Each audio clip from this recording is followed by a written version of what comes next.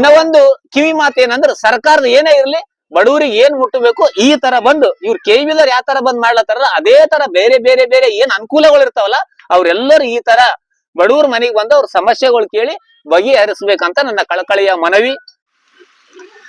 ಎಲ್ಲರಿಗೂ ನಮಸ್ಕಾರ.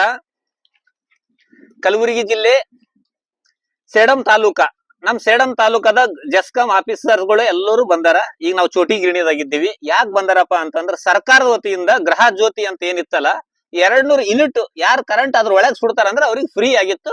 ಒಂದ್ 10 ರೂಪಾಯಿ 20 ರೂಪಾಯಿ 30 ರೂಪಾಯಿ ಅವ್ರಿಗೆ ಕರೆಂಟ್ ಬಿಲ್ ಬರ್ತಿತ್ತು. ಸರ್ಕಾರದ ವತಿಯಿಂದ ಅದು ಫ್ರೀ ಆಗಿತ್ತು.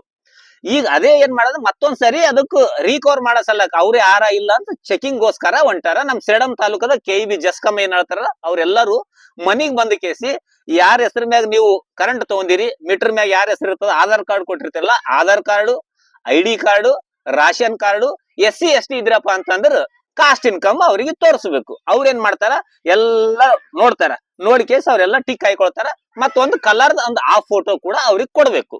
ಇನ್ನ ಒಂದು ಕನ್ಫ್ಯೂಸ್ ಏನಾಗ್ಯದಪ್ಪ ಅಂತಂದ್ರು, ನಿಮ್ ಮನಿದಾಗ ಯಜಮಾನ ಇದ್ದಿರ್ತಾನ, ಆತನ ಹೆಸರ ಮ್ಯಾಗ ಆಧಾರ್ ಕಾರ್ಡ್ ಮ್ಯಾಗ ನೀವು ಕರೆಂಟ್ ತಗೊಂಡಿರ್ತೀರಿ, ಅದು ಸತ್ತಿರ್ತಾನ, ಅವ್ರು ಯಾರು ಟೆನ್ಷನ್ ತಗೊಳಕ್ ಹೋಗ್ಬೇಡ್ರಿ. ಅವ್ರು ಸತ್ತಿದ್ರಪ್ಪ ಅಂದ್ರ ಅವ್ರ ಆಧಾರ್ ಕಾರ್ಡ್ ಏನಿರ್ತಲ್ಲ ಅದು ಸಪರೇಟ್ ಮಾಡಿ ಅವ್ರ ಮನೆಗೆ ಹೆಂಡತಿ ಇರ್ತಾಳ ಆ ಆಧಾರ್ ಕಾರ್ಡ್ ಲಿಂಕ್ ಮಾಡಿ ಅದು ಕಂಟಿನ್ಯೂ ಆಗ್ತದಂತ ಒಳ್ಳೆ ಕೆಲಸ ಮಾಡ್ಲತ್ತಾರ. ನಮ್ ಸೇಡಂ ತಾಲೂಕದಾಗಿರುವಂತಹ KEBದಾಗಿರುವಂತಹ ಎಲ್ಲರೂ ಸರ್ಕಾರದ ವತಿಯಿಂದ ಏನೇ ಒಂದು ಸಾರ್ವಜನಿಕರಿಗೆ ಫಲಾನುಭವಿಗಳಿಗೆ ಬಂತಪ್ಪ ಅಂದ್ರೆ ಈ ತರ ಮನಿಗ್ ಬಂದು ಡ್ರೆಸ್ ಕೋಡ್ ಹಾಕೊಂಡ್ ಬಂದು ಮನಿ ಯಜಮಾನ ಕೇಳಿ ಏನಾದ ಏನಿಲ್ಲ ಎಲ್ಲ ಇನ್ಕ್ವೈರಿ ಮಾಡಿ ಕರೆಕ್ಟ್ ಆಗಿ ಮಾಡಿದ್ರ ಅಂದ್ರ ಯಾರಿಗ ಏನ್ ಸವಲತ್ತು ಸಿಗಬೇಕು ಆ ಸವಲತ್ತು ಪ್ರತಿಯೊಬ್ಬರಿಗೆ ಸಿಗ್ತದ.